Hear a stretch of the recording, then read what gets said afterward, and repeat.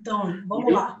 Então, vamos falar um pouquinho do Lean aqui, né? Então, você foi perfeito aí vamos dizer, na ligação entre Lean e ISO. Quando a gente fala de Lean, né, a gente fala muito de... sobretudo, eu trabalho muito... O Lean tem mais de 50 ferramentas, né? E essas ferramentas, elas vêm para poder ajudar a você buscar a melhoria contínua, né? Então, você busca a melhoria contínua, que é uma necessidade de qualidade também, né? Mas busca a melhoria contínua diariamente. Até eu gosto de usar muito uma frase do presidente da Toyota, que ele disse: se você chegar para trabalhar e não tiver nada para melhorar, você tem um problema. Então, o Lean, ele busca simplicidade, ele é muito... pensar simples para obter os seus resultados. Então, a gente fala assim, por que eu até te convidei para a gente estar batendo esse papo aqui? Que exatamente hoje, né, o que eu sugiro sempre aos meus clientes que trabalham com Lean vamos implantar a filosofia Lean. Com isso, você organiza todos os seus processos, torna esses processos mais enxutos possível, eliminando os desperdícios. Então, você desafia eliminando os desperdícios, trabalha a parte de organização, que é a base do 5S, mas com foco em produtividade, né? E trabalha a parte de manutenção, no caso, a parte industrial, mesmo a parte de serviços, a gente entra com manutenção. Você tem a energia elétrica que falta, tem a impressora que quebra, então a gente acaba olhando tudo isso, né? E trabalha, inclusive, a parte de quê? De que a gente chama do Renjunca, que é nivelar as atividades, né? Seja para serviço, seja para indústria, seja para saúde, que a gente observa muito, que as pessoas... eu trabalho mais do que o outro. A gente escuta muito isso no nosso dia a dia. Então, você acaba nivelando e trabalha o trabalho padronizado, né? E uma coisa que eu acho que é a base também da casa da Toyota, eu uso muito a casa da Toyota, né? Que as outras ferramentas depois elas estão nos pilares. Mas a base é exatamente você fazer a gestão diária da performance, né? E o que eu vejo normalmente, as empresas elas não fazem essa gestão diária. Elas têm os indicadores, algumas, né? Muitas não têm, né? E aí elas têm os indicadores e deixam para ver isso no final do mês, quando já é tarde demais. Então, hoje, o que a gente busca realmente é fazer essa gestão diária com indicadores visuais, que o Lean busca a gestão visual muito forte, né? E aí entra a gestão de riscos, porque, por exemplo, quando a gente fala de segurança, a gente analisa os riscos diariamente de segurança na gestão diária. Então, o Lean, ele ajuda nessa análise também. Por isso que eu sempre sugiro, parte pelo Lean, depois parte para a certificação, que você vai ter 80% de tudo preparado. Concordo. Tem muita similaridade entre o Lean e a ISO, e só ressaltando, né, porque quando a gente fala no conceito de gestão de risco, né, a gente está até extrapolando o conceito de gestão de risco ocupacional. A gente está falando de risco mesmo empresarial, ou seja, sim, aquilo que pode afetar mesmo a capacidade de realização da organização de entregar para o seu cliente e que vai afetar a satisfação dele, aquilo que pode afetar mesmo a organização de se manter ativa e funcionando, que pode afetar a organização de existir, e não só também os riscos ocupacionais, obviamente. A ISO 9001, o contexto dela é gestão da qualidade, é óbvio, mas quando você analisa como um risco corporativo, por exemplo, a questão da segurança, que se isso for um risco mesmo corporativo para a organização, essa necessidade de melhoria desse aspecto, por exemplo, porque pode gerar N vulnerabilidades, fiscalização, interdição do estabelecimento. Então, a organização tem que considerar lá, na hora de entender o seu contexto, no 4.1, as necessidades e expectativas das partes interessadas, internas e externas, 4.2, e principalmente abordagem dos riscos e oportunidades, 6.1, 6.2, ela tem que considerar também. Então, assim, hoje, cada vez mais a gente está atuando no conceito de que, ok, a ISO, ela pode ser uma norma de gestão da qualidade, mas ela é gestão da qualidade com foco na satisfação do cliente, né, como qualidade, mas que ela aborda uma série de outros assuntos que estão correlacionados e que são vitais para a organização continuar funcionando. Não é que ela não tenha essa preocupação.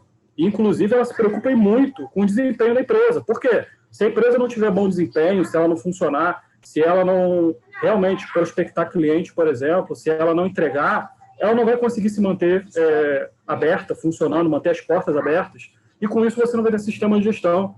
Então, o Lean, ele ajuda muito o Lean a fazer com que as empresas enxerguem ali aonde que elas têm a oportunidade de melhoria e reduzir custos e desperdícios, principalmente, né? E a gestão da qualidade, ela serve realmente para linkar tudo isso, a organizar os processos de trabalho, padronizar, né? À toa que se chama ISO, né? ISO, do grego, significa igual, ou seja, igual para todas as nações.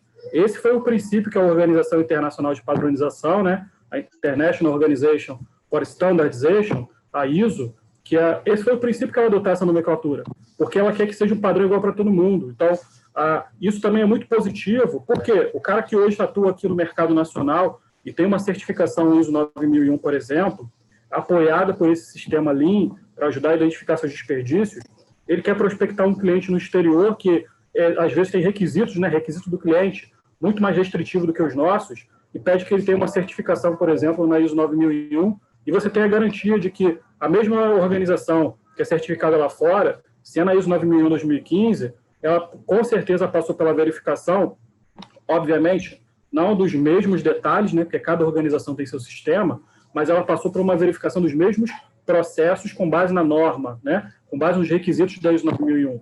E isso garante com que você balize essas organizações para que elas tenham as melhores práticas, para que elas tenham o melhor desempenho. É óbvio que nunca você vai ter como garantir que quem tem uma certificação, o seu produto é melhor do que aquele que não tem, mas que você tem como, com certeza, garantir que o seu sistema e seus processos funcionam orientados para uma gestão e que isso vai te agregar e que você depois vai ver através dos seus números que esses resultados te impactaram positivamente, com certeza isso você vai conseguir ver. Através, imediatamente, de redução de custos que você vai identificar com oportunidades de eliminar desperdícios dentro do seu processo, de organizar melhor o seu processo como um todo, de fazer ele funcionar. E aí é onde as empresas veem onde que elas estão perdendo dinheiro, aonde que tem algum ralo, aonde está vazando realmente, porque às vezes ela não investe ou na qualificação, na capacitação, na verdade, da sua equipe, que poderia fazer um produto ou um serviço melhor, e rever os seus processos, criticar os seus processos. Um dos pontos do Lean é sobre o superdimensionamento ou o mau processamento, né? Então, por exemplo, está muito ligado com o 8.6 e o 8.7, né, de produção e provisão, de liberação de produtos e serviços, o 8.7 de controle de saídas não conformes. Porque se você tem um superdimensionamento ou uma má produção, principalmente por conta de defeitos associados, isso vai impactar lá no seu cliente depois, quando ele vai receber um produto, vamos dizer assim, né? É um produto que não esteja adequado com as especificações que ele entregou e, principalmente, um produto que vai representar uma insatisfação. E isso vai gerar para você o quê? Retrabalho, vai gerar para você problemas associados com a imagem da organização. Então, ou seja, a qualidade, encarar a qualidade realmente como algo importante, faz uma diferença grande para as organizações. E aquelas que o fazem, elas hoje, com certeza, conseguem se manter no mercado, ou muito mais atuantes, ou abrir portas, né, oportunidades, do que outras que não o têm. Então, é sempre importante enxergar a qualidade realmente como uma ferramenta que vai alavancar o negócio, que vai trazer novos clientes, que vai ajudar a reter os clientes que você tem, e que isso vai realmente te ajudar também a reduzir custos, né? Já que a linguagem que o empresariado mais fala é do custo, né, do valor, né? Quanto que isso vai me custar? Quanto que é isso, né? Normalmente, todos te perguntam, quanto é que vai custar para fazer isso? Você mostrar para ele que é investimento. E investimento, por definição, é o quê? É aquilo que você investe um valor para executar uma ação, uma atividade, um processo, e você vai ter um retorno posterior, seja através de um payback, seja através de ganho para sua organização, seja na imagem, ou seja em receita também. Então, qualidade é investimento. E Lean também. Então, o importante é assim, né? Eu acho que essa ligação entre ISO e Lean é o que eu gostaria de reforçar. O Lean, ele busca realmente redução de custos, estão eliminando os desperdícios, e foco no cliente. Quando a gente fala de cliente, a gente fala tanto do cliente interno quanto do cliente externo, né? E realmente a satisfação do cliente, buscar realmente encantar o cliente, e aí atuar nesses 8 desperdícios, né? E ele fala muito da melhoria contínua e da responsabilização. O Lean visa muita responsabilização de todos, né? Quando a gente fala de uma fábrica, do chão de fábrica, né, ele busca com que, através das ferramentas, as pessoas compreendam o porquê, né, elas estão participando daquilo. e qual é a contribuição que eles têm no dia a dia para realmente ajudar a empresa, que através do Roxin Carim, que a gente desdobra os objetivos. E aí, eu queria te fazer uma pergunta. Eu acho, assim, pelo menos quando a gente implantou, né, eu implantei a ISO em várias não, né, mas em várias áreas que eu pude trabalhar, eu sentia muita dificuldade do engajamento do chão de fábrica ou da área de serviços ou da área de saúde também, desse engajamento. A ISO ela acabava ficando muito até nível gerencial, né? E aí tinha uma sensibilização para os operadores ou para os colaboradores de um nível mais baixo, né? Como é que hoje a ISO 9001-2015 vê isso? Isso é muito interessante você falar, porque quando a gente estava falando no começo sobre as mudanças, né, da ISO 9001-2008 para 2015, uma das principais mudanças também, além do conceito da gestão de risco, é que antigamente você tinha a figura, né, na versão 2008, do representante da direção, que hoje a norma não se fala mais nisso. Toda a responsabilidade está direto na alta direção da organização. Então, eles têm que ter o comprometimento, e isso está muito forte lá no 5.1, que é liderança e comprometimento. Você falou agora de foco no cliente, 5.1.2, foco no cliente da ISO 9001 também, está diretamente associado com liderança e comprometimento, porque a alta direção ela tem que servir realmente, atuar realmente como um instrumento de promover o interesse e a participação das pessoas dentro do sistema de gestão, e porque o sistema de gestão ele não pode ficar baseado em uma pessoa só. Tem várias organizações que ainda mantêm, por exemplo, na sua estrutura, um representante da direção, porque corporativamente falando, né, a alta direção está sempre envolvida com outras coisas, em captar novos clientes e serviços, e então ela tem aquela figura daquela pessoa para gerir. Mas isso não tira dela a responsabilidade por gerir de fato, né, o sistema, de implementar de fato o sistema e manter o sistema. É uma responsabilidade dela. Então, você também tem lá no 5.3 da norma, papéis, responsabilidades e autoridades, onde você tem que identificar ali as suas lideranças dentro da organização, que vão ser facilitadores para esse processo. Porque, como a gente falou, a gente trabalha num conceito de equipe cada vez mais, né? Ainda mais nesse momento que a gente está. Imagine só, empresas que trabalhavam num modelo presencial, que nunca tiveram, talvez, contato com o home office, e aí imagina essa questão da confiança na sua equipe, do trabalho em equipe, de você confiar que as pessoas estão trabalhando em casa e apresentando resultados, e estão apresentando, né? Eu acho que, de verdade, aí o home office veio para ficar, e aí você ter a responsabilidade mesmo, a autoridade, o engajamento, você vai conseguir atrelar esses. Mas, principalmente, se você tem uma alta direção participativa, que incentiva, que cobra, que quer ver a melhoria, que quer ver o sistema funcionar mesmo, esse já é um grande ponto. E aí depois você vai conseguir participar das pessoas. O segundo ponto para isso conseguir funcionar, e a gente garantir que desde a alta direção até o chão de fábrica, não importa a função, todos são relevantes, é informar. Informar, conscientizar e treinar as pessoas. Envolver elas no processo mesmo. E fazer elas fazerem junto com você, entendeu? Eu acho que é muito importante quando você tem uma política, por exemplo, uma política da qualidade ou do seu sistema de gestão, mesmo que seja de outro escopo, saúde, segurança, meio ambiente, que as pessoas tenham conhecimento sobre a sua política, né? O que é uma política? É uma declaração de compromisso, é a sua intenção, o que você quer fazer mesmo, o que você se propõe a fazer. E aí todo mundo ter esse conhecimento e tomar isso para si, isso é questão de cultura organizacional também. E também está atrelado com o 716, conhecimento organizacional, que é o que a organização estrutura e faz com que evolua e passe a informação adiante, e as pessoas tenham conhecimento a respeito mesmo da organização, da forma de fazer. Então, assim, está tudo interligado. Mas tudo começa mesmo lá na ponta, no 5.1 da liderança e comprometimento. Quando você tem uma liderança atuante, que fala assim, vamos fazer juntos, e replica isso para as lideranças, e as lideranças, por sua vez, transmitem a informação para as pessoas, fazem ela participar do processo, aí você tem um sistema assim, que gira mesmo, de uma forma muito bacana, que funciona de verdade. Uhum. Exatamente. E o Lean ele é muito forte nisso, né?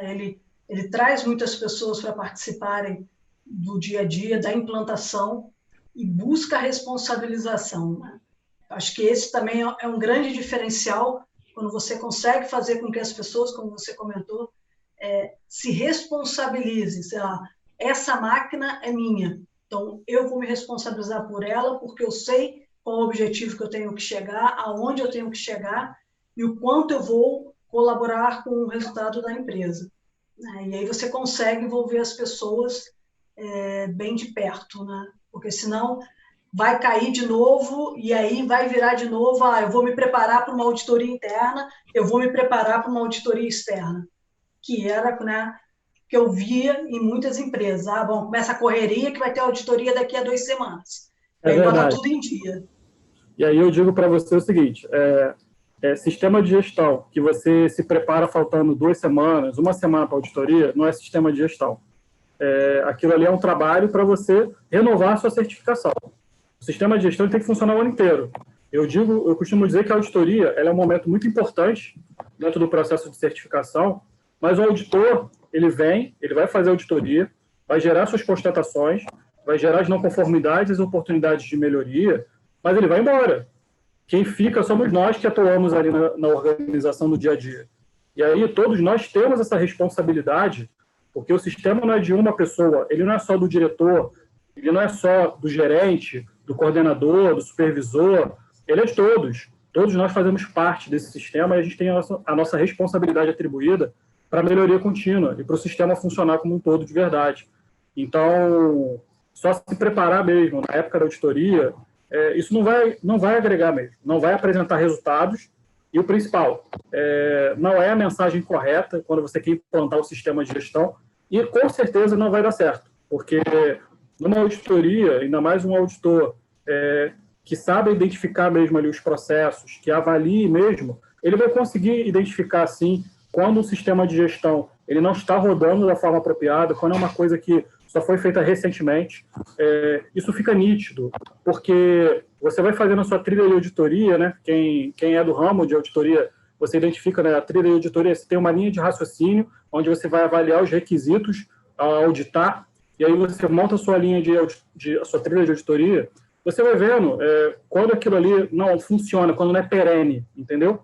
É isso que tem que ser, um sistema tem que ser perene, ele não tem que ser só feito para auditoria, o momento da auditoria. Ele é um momento importante, mas vai passar. O mais importante é o ano todo, a fazer o sistema girar e fazer o sistema funcionar. E a participação de todo mundo é imprescindível para isso mesmo, com certeza. E agrega muito.